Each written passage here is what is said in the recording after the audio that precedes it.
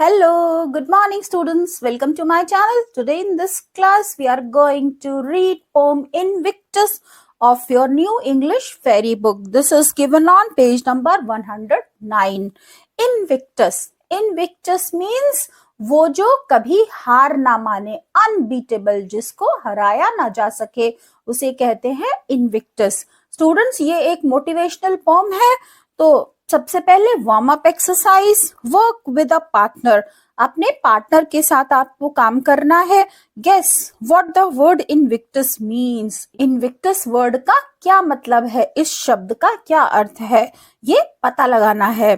Then discuss what you think this poem titled Invictus is likely to be about. और फिर इस पर विचार करना है, ये सोचना है कि ये पोम जिसका टाइटल इनविक्टस है ये किस बारे में है. वो तो मैंने आपको पहले ही बता दिया इनविक्टस का क्या मतलब है. अब बिना देर किए हुए पोम शुरू करते हैं. Reading. Read this pome which the poet William Ernest Henley wrote while he was in an infirmary. ये पोम जो विलियम अर्नेस्ट हेनली ने लिखी है जब वो हॉस्पिटल में थे, बीमार थे. Recovering from a surgery. उनकी एक सर्जरी हुई थी और उससे वो रिकवर कर रहे थे, ठीक हो रहे थे.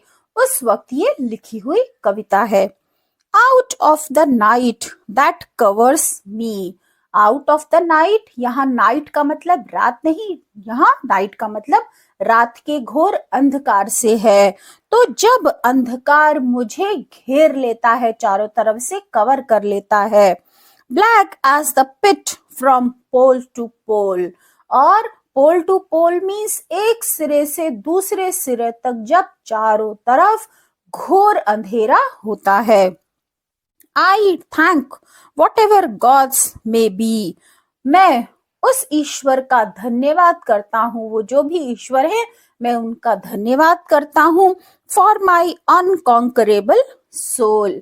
जिन्होंने मेरी आत्मा को अनकॉन्करेबल बनाया है, यानी मुझे ऐसी आत्मा दी है जो कभी हार नहीं मानती. तो इस गुण के लिए मैं ईश्वर का धन्यवाद करता हूँ. In the fell clutch of circumstances.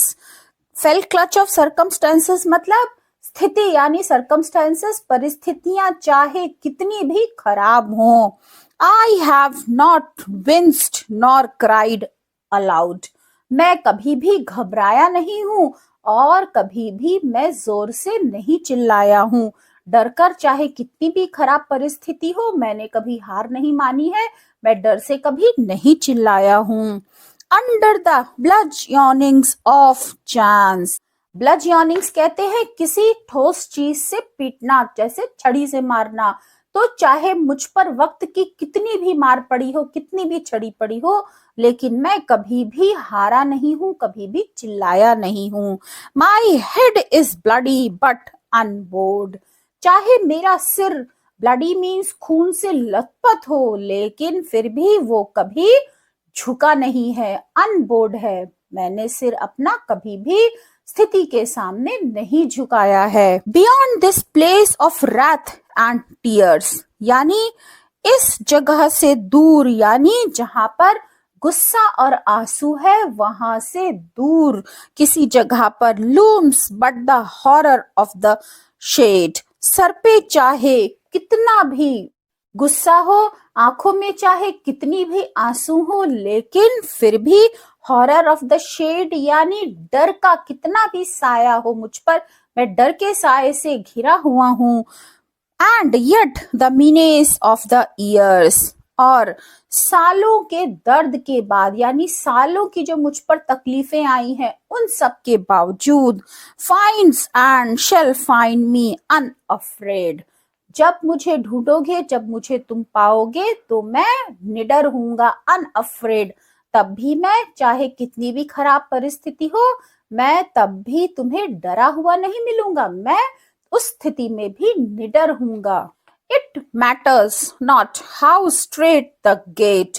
ये मैटर करता है कि सामने का जो दरवाजा है वो स्ट्रेट मीन्स नैरो हो, संकरा हो, यानी कितना भी संकरा दरवाजा हो जिससे मुझे आगे प्रवेश करना है, जब दरवाजा बड़ा हो तो आपका प्रवेश आसान होता है। तो कवि कहता है, चाहे मेरा प्रवेश द्वार कितना भी संकरा हो, how charged with punishments the scroll, और मुझ पर चाहे जितनी भी पनिशमेंट्स हो, यानी मुझे चाहे जितनी भी यातनाएं दी गई हो, एंड स्क्रोल, स्क्रोल कहते हैं जिस पर भाग्य का लेखा जोखा होता है, उस कागज को कहते हैं स्क्रोल। तो भाग्य में चाहे कितनी भी तकलीफें लिखी हो, कितनी भी यातनाएं लिखी हो, I am the master of my fate, मैं अपने भाग्य का स्वयं मास्टर हूँ, स्वयं मालिक हूँ।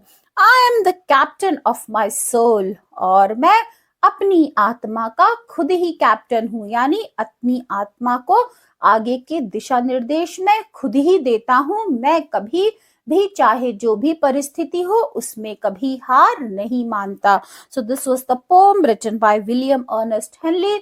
I hope you have understood its meaning very well.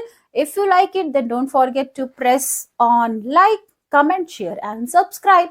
See you soon. Till then, bye bye. Have a good day.